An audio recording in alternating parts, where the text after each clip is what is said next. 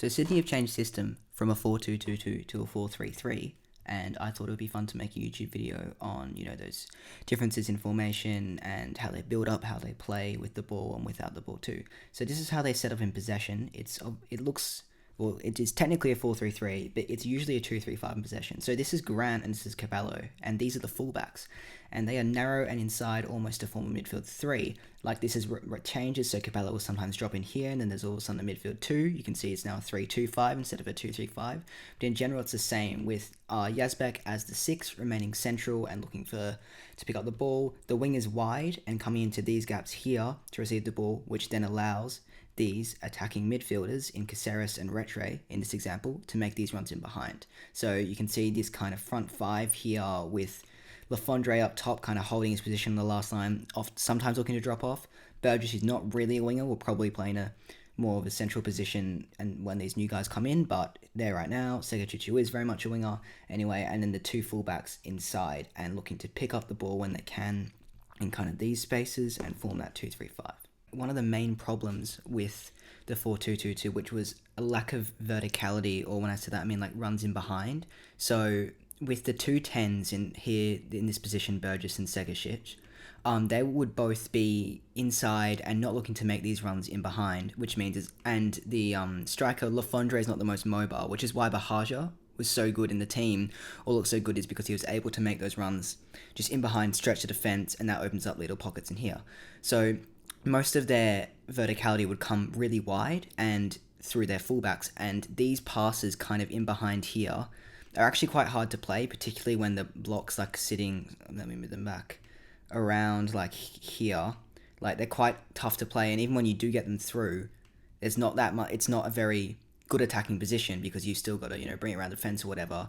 And, like, you want to be more here where you're in a position to run down the line and cut back, or to at least just like, be in a more central position so then you can have another overlapping run, blah, blah, blah, blah, blah. So they're quite hard to play, and they, they just don't really stretch the opposition backline as well and there's less movement for rotation as well. So if Grant makes this run, then you'd want someone coming around here, but then why do you want your, best attacking player, most progressive player here? Because that's not a good position to be in with them. And so what they do is they look to draw in the opposition fullbacks, with the winger looking to come in, and then they'll have Caceres, who's the left-sided 8 for this, just in this scenario, makes this run, I'll show you with an arrow, makes this run in behind. And so from here, Segac has got the ball. If Caceres isn't tracked, this is a really good run because Segac can play well around the top.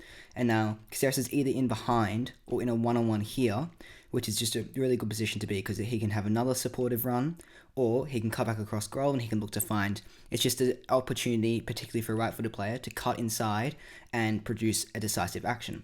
If the run doesn't get played, then what can happen is, because this guy's tracking him, Caballo is now in this space, and by the way, marking's a lot better than this. This is just, pretty for an example, and of a good example, where it's very positive for them and unlikely, but it's just a consistent rotation. So it allows this. Caballo now comes inside, he can drive inside, look to play in behind. Obviously, the defensive line is absolutely stuffed. Or Segacic, because the number 2's been occupied by the run.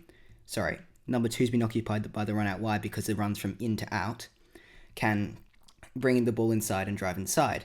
So there's 3 instant scenarios there where you can play a pass, find yourself directly in behind, or play it central and look to progress the ball forwards through, the half space that opens up, or you can have the ball carrier move inside and progress the ball, which is really good, and it's just an easy way of opening up the defense and creating rotations because it allows Caballo to step into this space. Yazbek can kind of cover here, and now they've got kind of a double pivot with Caballo a bit ahead and Retro here.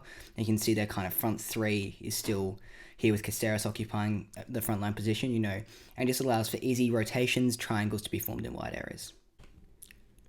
So another thing that's really interesting to look at within this system for Sydney is Corica's straying away from the double pivot for the first time over a consistent period in his career. And for the majority of that time, it's been Luke Brattan who's been at the base of that midfield 2, looking to dictate play, get on the ball, and progress it forwards. So what's really interesting to look at is obviously, very much most likely he'll play as the 6 in the team. The role Yazbek's been doing pretty good in, although I think he could be better as an advanced 8. We'll get onto that later. But when he was in that double pivot, he would always look to either come inside, well, not always, but usually he's always looking to get the ball. So he'd always come inside and split, and the two centre backs would move wide, or he would sometimes come onto the right side, like here. And that just means that he's behind the first line of the press, but he's not the best player. So if Grant's him at picking the ball and then like having to turn an opponent, like all he can really do is pass it back, which is fine because he's not the most mobile player, So he'd always look to play like, kind of these passes around the back and switch lots of switches, and then like these kind of disguise balls in behind. So, but the defensive midfielder hasn't been the one coming into these positions to form the backline. It's usually been one of the two fullbacks, if we move Brattan back into midfield, who's coming just here, just for different phases of play to offer support for the two centre-backs. And Wilkinson, what's been really interesting is he's looking a lot more progressive in his actions. So when there's space here, he's always looking to come and attack that space, whereas before he kind of sit off. And I mean, his passing, it's not like he's not able to play these passes in between the lines as, some modern day centre-backs can. But, so you saw with that ball to Sekicic, was essentially he saw space, drove a little bit, drew defenders in, and then played a really, good ball, good technique on the pass over the cross for Sekicic to run it behind. So another question is, can a midfield three of Burgess, Caceres and Brattan work? Because they're all pretty attacking players. Brattan has been fine with a double pivot player in Retre, or who was it? Retre, or it was Caceres for a different part. Essentially, I think they probably can, because while they are all looking to get on the ball, in the way you Sydney want to play now, it's the most interesting part is Brattan's role, and if they change their build-up structure when Brattan comes into the team, compared to these two, because these two are quite good at making those runs I've already mentioned in behind, and Burgess in particular is really good in these one-on-one kind of half-space positions. Not that it really matters in the half-space, but these positions where he can, if the ball ever moves... There we go. No? Okay. Maybe I'll delete this line. If the ball ever comes, then Burgess can get on it. There we go. Taking on defenders one-on-one, jinking his way either to the byline or cutting back and then taking a shot. And, so that's really interesting, I think, to look at, is more not... I think those three can play as a midfield. It's more out of possession where it's worrying. But then again, Brattan played in double pivot with Caceres in like a grand final against Melbourne City, and for a consistent period throughout the season during that first COVID campaign. I can't remember when it was, a couple of seasons ago, whatever. So I think it can be done out of possession too, as well as with possession, but it will be really interesting to see particularly Brattan's role in that midfield and how he, either has to adapt his game or how Sydney adapt around him. And so moving towards the final third, where Sydney didn't actually have that much of their play in the weekend, and I think actually just quickly on that, part of that might be due to the two fullbacks. So it's interesting, neither Grant or Caballo seem, at least for the moment, happy to be... So Caballo is a really good signing, clearly, because he's very comfortable playing a midfield role, is a good distributor, and, pretty comfortable, happy to receive the ball. But what I've noticed is that he's not really one of those players that looks to directly take on his individual opponent to draw them in before, playing a penetrative pass forwards and looking to get on the end of it. And Grant is actually, in that past, he's been more of that player, but I think he's just adapting to a new role inside, in a more central position where it's more congested. You have to scan all around you rather than just be looking inside and behind you, so it's a completely different role for him, and he might take some time to adapt, but I think he can do a good job there. But I think that for Sydney to do well, particularly when Brattan comes into the squad as the six and doesn't do that, you're gonna see them needing these two fullbacks to really try and press more with they see space here and they just try to attack it, and then they can instigate short passing combinations, and all revolves around finding either, which is actually something I went into previously in a video where I suggested a new system for Sydney.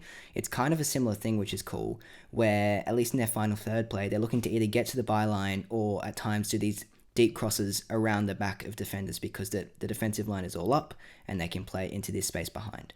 But anyway, so when they're doing these cutbacks, it works really well for Lafondre, because Lafondre is a fantastic a fantastic poacher. He is not someone that can consistently run in behind to stretch defense, because he's just not really fast enough. He can hold up defenders pretty well, but not win aerial duels when the ball is coming over the top with those floated crosses they were doing last season. So this works really well for Lafondre, because when Retre or someone gets to the byline, he's offside there, but say he isn't, off a cutback, Lafondre's movement is explosive and it is very clinical, and he's got a fantastic one-touch finish. So he's really good at, I can't really show you here, but it's essentially just these dummy runs. He works well with others in the box as well, like he doesn't take up their space, and it's just what you'd expect of a pure kind of poacher figure. And he's also a little bit underrated. I think will improve in his ability to hold up the ball in these positions, where he's got a defender behind him and just lay it off and then continue to play forwards. And he's not someone that demands lots of touches as well, which works because that Sydney have kind of, in a way, copied the Melbourne City model here, because they've got, at least in the way they build up, their 6 isn't the key to build up. It's more of a shared role between these 5 here. Their wingers are wide outlets and look to take on players pretty much directly one-on-one. So this isn't what City have been doing as much in the last campaign, but like more just since Eric Momba had taken charge and then the start of Patrick Kisnorbo's era. So, and then their central midfielders are very much both advanced 8s, sitting in the half spaces high up the field, looking to stretch runs in behind when the wingers come here.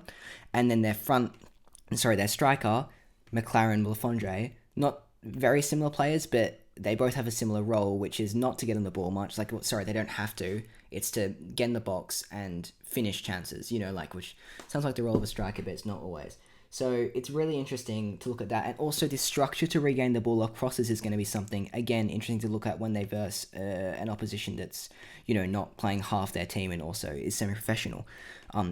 Although they absolutely, they played really well against Sydney. But, is this structure, because that was a problem last season where they played crosses into the box from wide areas, and all of a sudden they'd be isolated because it is back two and this midfield 2. So maybe the 2-3 shape will give them an extra number, and Caballo and Grant both from these inside positions, instead of moving from out to in like they would have been as fullbacks, they move from in to out, which might help them because you're instantly congesting middle space, which is obviously the most dangerous space when you're defending, because that you don't want someone to get the ball here, but it's alright if they get it out here. If they score from there, then fair play.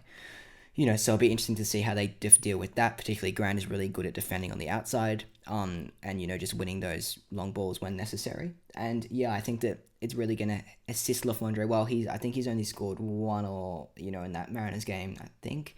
Yeah, or maybe 2. I can't remember. And he didn't score Wednesday night. Yeah. So I think it'll be interesting to look at how he adapts and probably improves off this.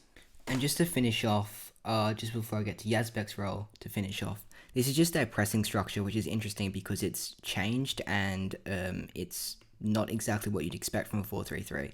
So they form this 3-2 here, and then it's a 4-1-3-2 in total, where one of the wingers joins. So this is to win the ball back. It then becomes a 4-1-4-1 when they're just trying to sit and block passing angles. So you could see, if you watch the game back against Bentley Greens later in the game, they were deploying more of a 4-1-4-1 because they were just sitting and blocking passing angles, whereas when they're trying to win the ball back, while the opposition was in build-up and trying to progress the ball, they would play this 2-3. So one of the wingers would form a midfield 3 with the 2 advanced 8s. Yazbek would sit at the 6, and Lafondre would be accompanied by the other winger. So it's usually, at least in the Mariners game, from the parts I watched, I didn't watch all of it, I just watched little bits back.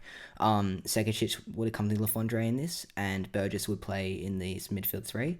But, adaptable obviously, and I think it might have even been Burgess towards the later stage of the game. But yeah, so that was an interesting thing to see how they press the ball. Another thing to look at is Yazbek's role in the team, because that he is an energetic player that likes to an extent, drive with the ball more, not directly, more wide areas, and he's really explosive and pretty quick, so I think he would be really good in one of these attacking roles when Brattan is fit or whatever he's doing, so he can make these runs that we've already spoken about for about 10 times behind with explosiveness and intent. I can imagine he'd be pretty good at just hooking first-time balls back across, and he's a good presser. He is, tenacious and is aggressive, and that applies in possession, but he's looked a bit isolated and a bit lonely as a single pivot in their build-up. So I think he'd be really good as just a player who moves well, combines well with teammates, not opponents, that would be weird, with teammates, and, just I think that could be his role for this season. That would be really interesting to see whether Corica chooses to, deploy him as that second string defensive midfielder behind Brattan, or whether he like gets to fight for his place as an advanced eight, and where Corica and his coaching staff see him. And that's pretty much all I have to say on Sydney. If you've made it to the end, congrats on sitting through me talking. Thank you very much.